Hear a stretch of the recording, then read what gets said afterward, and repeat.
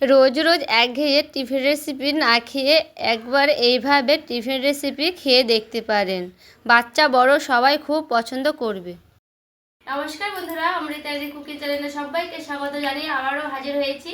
তো যে সকল বন্ধুরা ইউটিউব চ্যানেল থেকে দেখছেন তারা প্লিজ চ্যানেলটাকে সাবস্ক্রাইব করে আমার পাশে থাকবেন, আর যারা ফেসবুক থেকে দেখছেন তারা পেজটাকে ফলো করে রাখবেন। স্কিপ না করে পুরো রেসিপিটি দেখার অনুরোধ রইল। তো চলুন রেসিপিটি শেয়ার করা যাক। তো এই টিফিনগুলো রেডি করবো, তার জন্য প্রথমে একটা বাটি নিয়ে নিয়েছি। এখানে আমি নিয়ে নিয়েছি চালের গুঁড়া, এরপরে দেখুন নিয়ে নিয়েছি সুজি, এখানে আমি দিয়ে দিচ্ছি লবণ স্বাদ মতো। কোনো উপকরণগুলোকে এইভাবে একটু ভালো মতো করে মিশিয়ে নিচ্ছি আগে।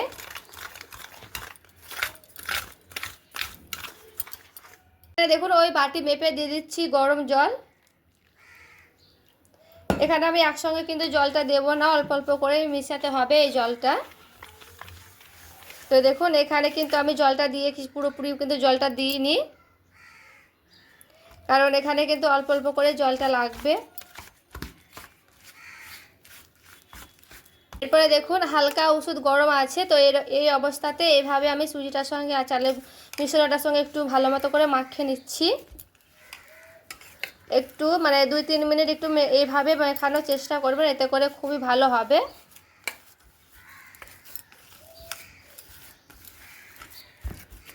আর এখানে দেখুন আমি 2-3 মিনিট একটু ভালো মতো করে মাখিয়ে নিয়েছি। পরে আবারও দিয়ে দিচ্ছি জল, এখানে কিন্তু ওষুধ গরম জলই লাগবে। দেখুন হালকা কিন্তু এইভাবে গরম আছে জলটা, তো জলটা গরম থাকলেও খুবই ভালো, কিন্তু এইভাবে কিন্তু হাত দিয়ে মাখিয়ে নেওয়ার চেষ্টা করবেন। আর এখানে দেখুন জলটা দিয়ে কিন্তু খুব সুন্দর করে এইভাবে মাখিয়ে নিয়েছি। তো দেখুন জলটা এরকম পাতলা হয়েছে, তো কোনো অসুবিধে নেই, এইভাবে কিন্তু আমি রেখে দিচ্ছি। এখন দিয়ে দিচ্ছি লাল আটাটা। আমার কাছে আজকে সাদা আটাটা নয়, তাই দিলাম না, তো হাতের কাছে থাকলে কিন্তু দিয়ে দেবেন। এরপরে সেই লাল আটাটার সঙ্গে এইভাবে খুব ভালো মতো করে এখানে মিশিয়ে নিতে হবে।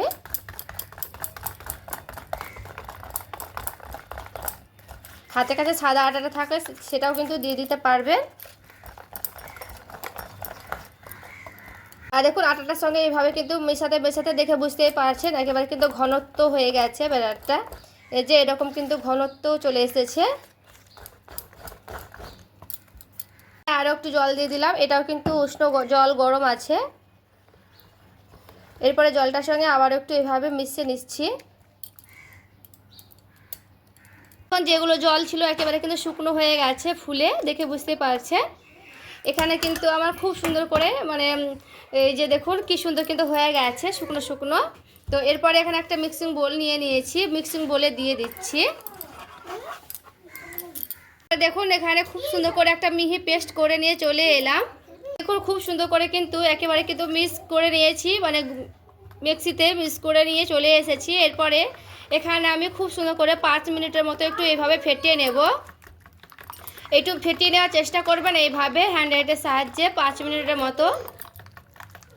এখানে আমি 5 মিনিটের মতো হ্যান্ডরাইটের সাহায্যে খুব সুন্দর করে ফেটিয়ে নিয়েছি। আর দেখুন দেখে বুঝতে পারছেন এখান থেকে এই যে বলবগুলো উঠে গেছে। তো এইভাবে কিন্তু ফেটিয়ে নিলে খুবই ভালো হবে। একবারে দেখুন ক্রিমের মতো হয়ে গেছে। তো ব্যাটারটা কিন্তু খুব ভালো মতো করে ফেটিয়ে নেওয়ার চেষ্টা করবেন, এতে করে খুবই ভালো হবে। আর এখানে দেখুন ঘনত্বটা কতটা হয়েছে দেখে বুঝতে পারছেন, এটা কিন্তু অনেকটাই ঘন হয়ে গেছে। তো এখানে নিজেরা ঘনত্বটা নিজেরা পছন্দ মতো করে কিন্তু দেখে দিয়ে দেবেন। তো এখানে আমার অল্প পরিমাণে জল লাগবে, এখন হালকা উষ্ণ গরম জলই কিন্তু অ্যাড করব। তো এখানে কিন্তু আবারও জলটা আমি দিয়ে দিলাম। দেখুন ছোট চামচের হাফ চামচ দিয়ে দিচ্ছি বেকিং পাউডার।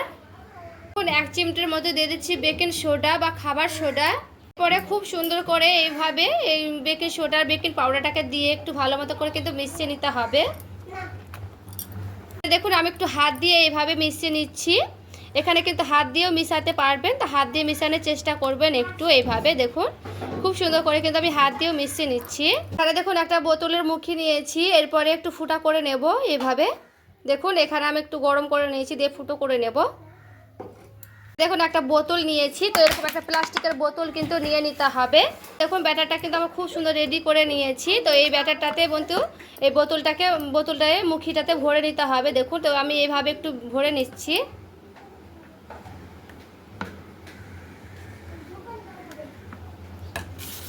তো দেখুন খুব সুন্দর করে কিন্তু ভরে নিতে হবে।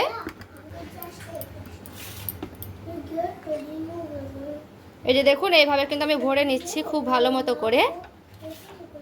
এইগুলো কিন্তু ভরেছি, আমি কিন্তু সবগুলোই ভরিনি, আগে অল্প অল্প করেই করবো, তার জন্য অল্প করে ভরে নিয়েছি। এরপর আমি মুখটাকে এইভাবে খুব সুন্দর করে দেখুন লাগিয়ে নিচ্ছি।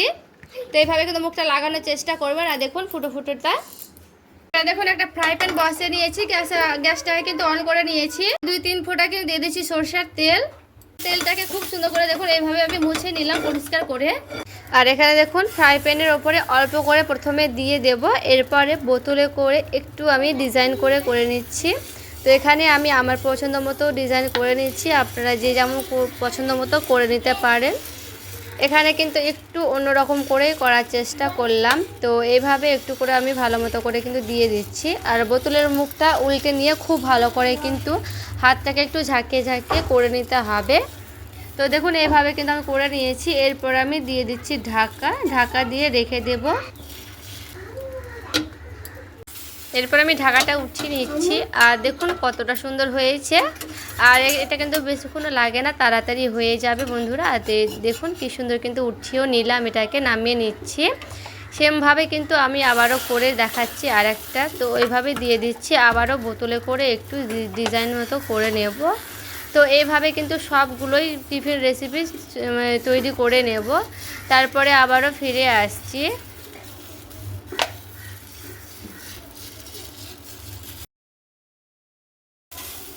আর দেখুন আবারও ঢাকনাটা আমি উঠিয়ে নিলাম। দেখুন সেমভাবেই কিন্তু হয়ে গেছে। এইভাবে কিন্তু আমি সবগুলো টিফিন রেসিপি একই রকম করে নেব। আর এখানে দেখুন নিয়ে চলে এসেছি টিফিনগুলো। আর দেখতে দেখুন কতটা আকর্ষণীয় হয়েছে বন্ধুরা। এগুলো খেতেও যেমন ভালো লাগে, আর একটু অন্যরকম করে করার চেষ্টা করলাম, এতে করে দেখতেও ভালো লাগবে আর খেতেও কিন্তু দারুণ লাগবে। তো বন্ধুরা আজকে আমার এই টিফিন রেসিপিটি কেমন লেগেছে আপনাদের অবশ্যই আমাকে কমেন্ট করে জানাবেন। আর এইভাবে একবার হলেও নিত্য নতুন করে বাচ্চাদের তৈরি করে দেবেন, বাচ্চারা কিন্তু খুবই পছন্দ করবে। তো লাইক কমেন্ট শেয়ার করে বন্ধুদের সঙ্গে শেয়ার করে দেবেন। আর ভালো লেগে থাকলে লাইক করবেন, চ্যানেলটাকে সাবস্ক্রাইব করে আমার পাশেই থাকবেন। দেখা হচ্ছে আরও একটি রেসিপির সঙ্গে। সবাই ভালো থাকবেন, সুস্থ থাকবেন।